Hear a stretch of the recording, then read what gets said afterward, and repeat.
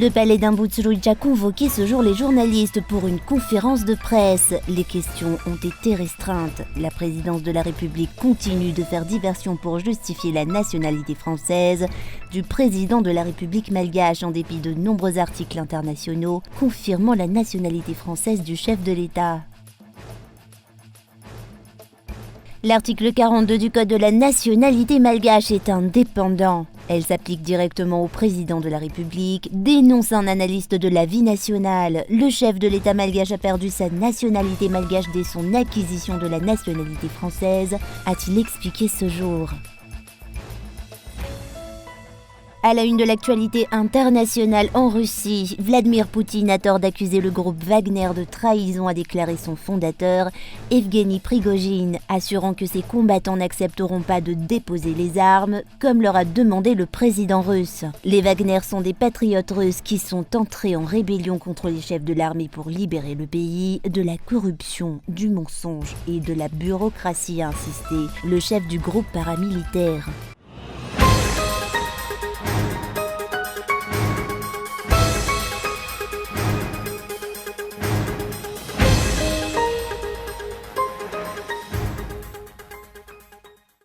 La présidence de la République continue de faire diversion pour justifier la nationalité française du président de la République malgache en dépit de nombreux articles internationaux confirmant la nationalité française du chef de l'État malgache.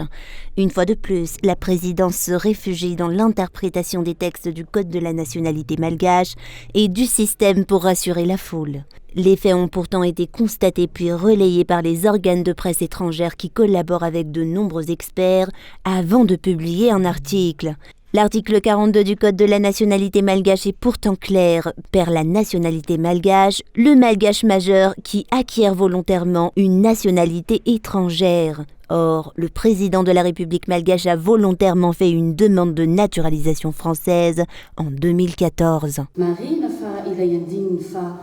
À noter que l'article 42 doit être lu avec l'article 46 qui stipule que c'est à la personne qui jouit de la nationalité étrangère qui demande à se défaire de la nationalité malgache. L'article 45 du Code de la nationalité malgache stipule que le malgache, même mineur ayant une nationalité étrangère par filiation, est autorisé sur sa demande par le gouvernement malgache à perdre la qualité de malgache et cette autorisation est accordée par décret.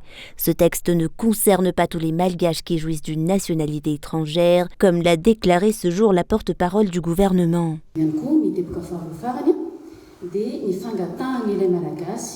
Il y a aussi le second et dernier point qui implique une demande volontaire du citoyen malgache à se défaire de sa nationalité malgache, qu'il soit un simple citoyen ou un homme d'État. C'est donc au concerné de demander à se défaire de sa nationalité malgache et cette demande, c'est valable qu'une fois approuvée par le gouvernement en exercice de ses fonctions.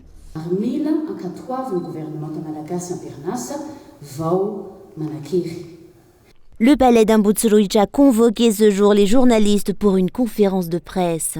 Les citoyens malgaches se posent de nombreuses questions face à la situation qui prévaut à l'heure actuelle. Des explications sont attendues concernant les problèmes de la Djirama qui ruine actuellement de nombreuses activités et de nombreuses entreprises, concernant la dépréciation de l'arrière qui frappe de plein fouet l'économie malgache, l'accord caché entre l'État malgache et l'État français dans l'extradition du colonel français Philippe François, un des accusés de l'affaire Apollo 21 et bien d'autres questions encore. Or, ces sujets n'ont même pas été évoqués. Les journalistes malgaches n'ont pas eu la liberté de poser des questions. Or, la presse était à l'origine conviée à Imbutsuluicha pour une conférence de presse. Seule la célébration du 26 juin et des justifications concernant la nationalité française du président de la République malgache ont été évoquées.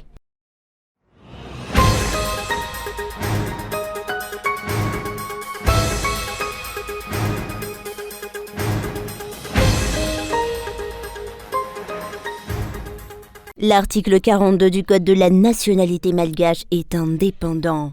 Elle s'applique directement au président de la République, dénonce un analyste de la vie nationale. Le chef de l'État malgache a perdu sa nationalité malgache dès son acquisition de la nationalité française. Plus aucune explication en dehors de la loi n'est recevable, a-t-il expliqué ce jour. L'élaboration d'une loi passe par de nombreuses étapes. Lorsqu'un article ne comporte pas de nombreux alinéas, cela implique que cet article est indépendant. En ce sens, il est tout de suite applicable. Les explications détaillées fournies par les médias étrangers rendent peu crédibles les explications et les justifications fournies par la présidence de la République et les partisans du régime actuel, selon cet analyste de la vie nationale.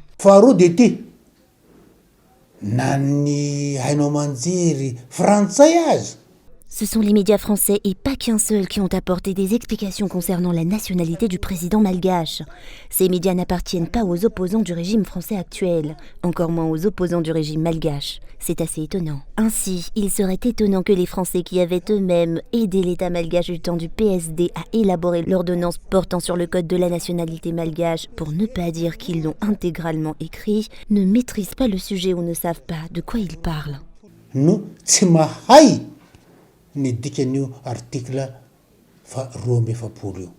Pour cet analyste de la vie nationale, il faut s'en tenir aux faits et à la loi. Les déclarations qui avancent que l'article 42 et l'article 46 du Code de la nationalité malgache ne sont que pure diversion, selon lui. Les déclarations de la présidence de la République évoquent un faux débat vu que la nationalité française du président malgache est évidente, a-t-il expliqué ce jour. La prise de responsabilité de toutes les autorités compétentes est attendue face aux infractions perpétrées par le chef de l'État.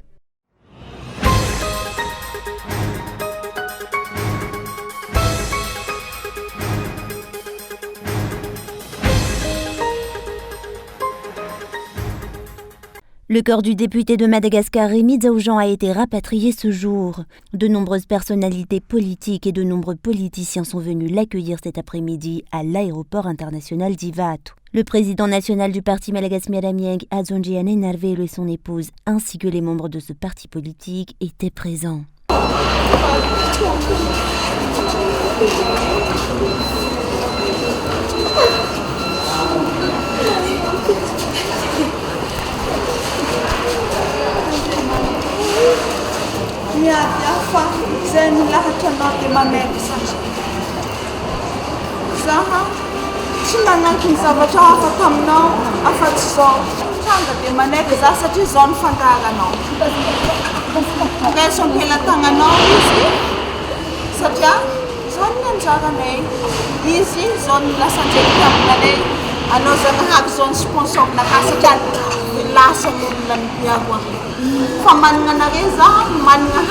De nombreuses personnalités sont venues cet après-midi pour l'accueillir et lui rendre hommage.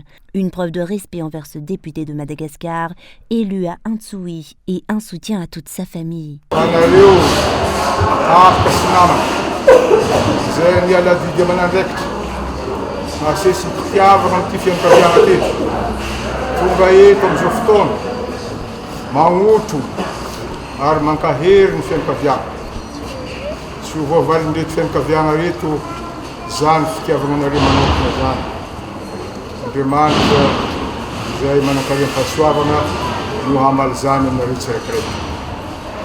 Une veillée funèbre se tiendra à l'Assemblée nationale cette nuit et demain à 13h, son corps sera ramené à Antsui.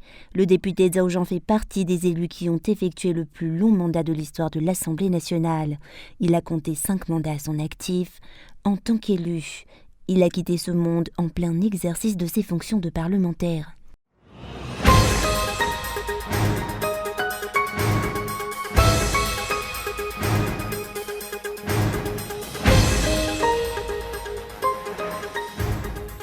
Banderole à l'appui, les employés retraités de la Sécrène, la Société d'études et de construction et de réparation navale, ont manifesté ce jour devant la CNAPS à Intiran. Et ils n'ont toujours pas perçu leur pension. Se sentant abandonnés par l'État, ces retraités de la Sécrène lancent un appel aux dirigeants. Selon les explications reçues, leurs cotisations ont régulièrement été retirées de leur salaire, mais n'ont pas été versées par la société à la Caisse nationale de prévoyance sociale.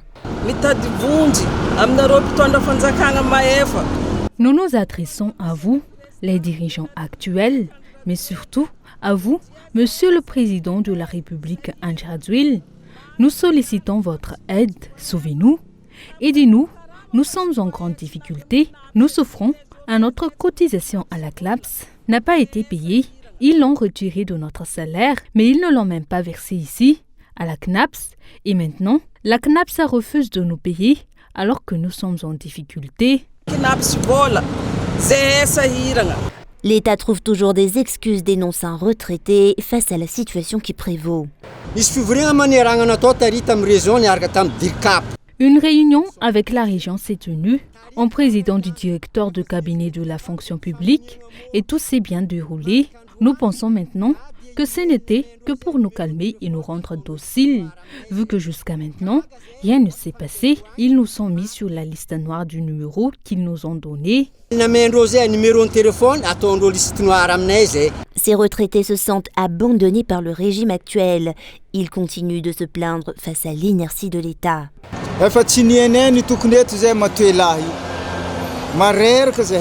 Nous ne manifesterons pas ici. Si nous n'étions pas en situation d'urgence, c'est dur pour nous. Nous sommes fatigués. Nos réclamations concernant les cotisations de la CNAPS, qui n'ont pas payé datent de 2009, jusqu'à ce jour, l'État central s'engage dans de nombreux projets de construction, dans des téléphériques et autres. Pourtant, la population de Diego ne mange même pas à sa faim. Pour ces retraités de l'ASECREN, ce qu'ils subissent à l'heure actuelle est tout simplement une injustice. Les dirigeants sont en train de les défaire de leurs droits, ont-ils dénoncé.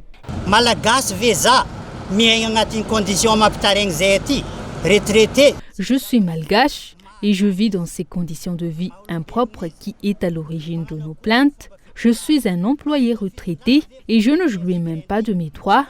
En tant que malgache et en tant qu'être humain, quel genre de gouvernement est-ce donc ?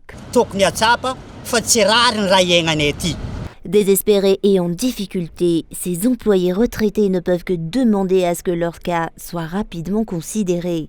L'État seul peut en décider selon les explications reçues.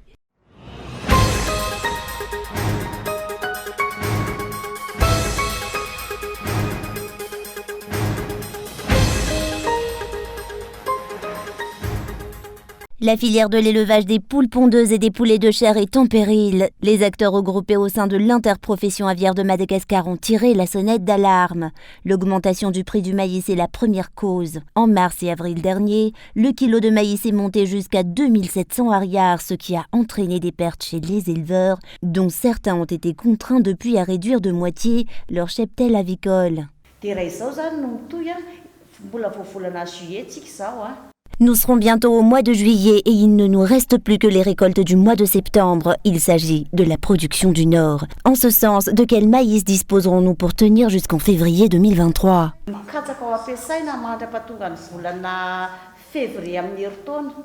La production de maïs a atteint 266 700 tonnes d'après les données publiées en 2022. Or, 400 000 tonnes sont nécessaires à l'élevage avicole, dont le pays, soit un manque de 150 000 tonnes qu'il faut combler. En dehors du maïs, le soja est aussi nécessaire à l'élevage avicole. Or, une grosse partie de celui-ci est importé. Les acteurs de la filière se plaignent des taxes qu'ils doivent payer sur ces importations. Nous souhaitons que le prix des marchandises s'accorde avec le pouvoir d'achat de la population. À l'heure actuelle, c'est impossible.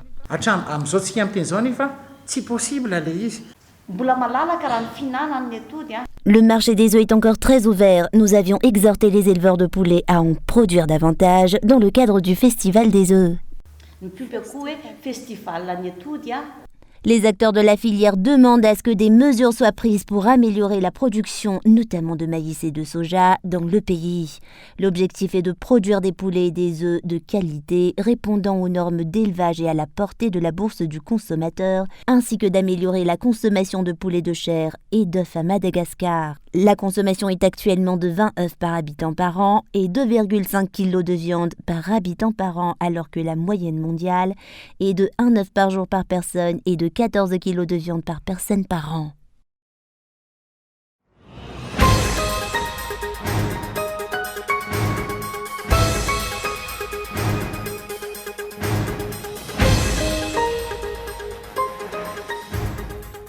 Suite à l'inauguration du Rouva dimanche, les 37 guides regroupés dans l'association Valamène et qui ont travaillé depuis 2011 n'ont plus accès à l'enceinte du Palais de la Reine. Ils ont été remplacés par ceux qui jusqu'ici opéraient à l'extérieur. Les 37 guides lancent de ce fait un appel aux responsables étatiques avant qu'ils ne s'engagent, selon leur dire, dans des revendications plus poussées. Jusqu'ici, je ne sais pas vraiment quelle est notre situation. Je suis guide local et accompagnateur national. Lorsque j'emmène des clients, je paie un prix d'entrée de 5 000 ariars pour la visite du Grand Palais et 10 000 ariars pour toute l'enceinte. Et pourtant, bien que je sois un guide local et un accompagnateur national, on m'interdit de donner des explications pour aider les guides locaux qui se trouvent à l'intérieur et qui ne maîtrisent pas encore leur domaine.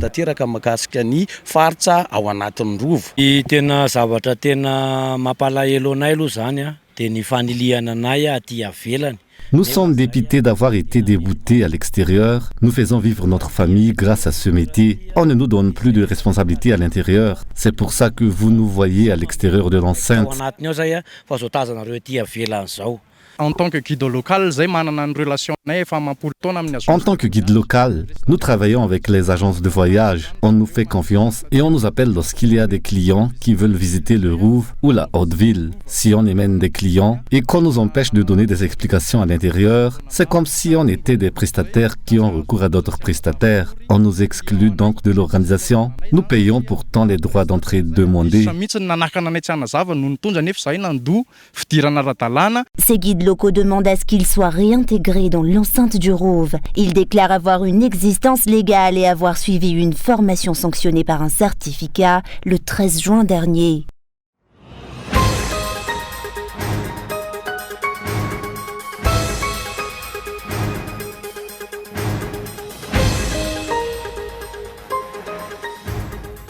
Les troupes de Wagner ont pris possession de ce quartier militaire de Rostov. Un peu plus tôt, les membres de cette milice privée forte de 25 000 hommes, selon son chef Evgeny Prigojine, se sont déployés dans toute la ville. Nous sommes au quartier général militaire de Rostov-sur-le-Don. Il est 7h30 du matin. Les autres sites militaires de Rostov sont sous contrôle, y compris l'aérodrome. La base militaire de Rostov est un secteur clé pour l'armée russe, car c'est ici que sont coordonnées toutes les opérations militaires de la guerre en Ukraine. Prigojine assure que rien n'entrave le bon fonctionnement des soldats russes. Dès l'annonce de sa marche vers Moscou, l'état-major s'est mis en alerte et a multiplié les appels au calme, comme ici sur la première chaîne de télévision ou par le biais de militaires au gradé. Je vous demande de vous arrêter. L'ennemi ne fait qu'attendre justement que la situation politique intérieure s'aggrave dans notre pays.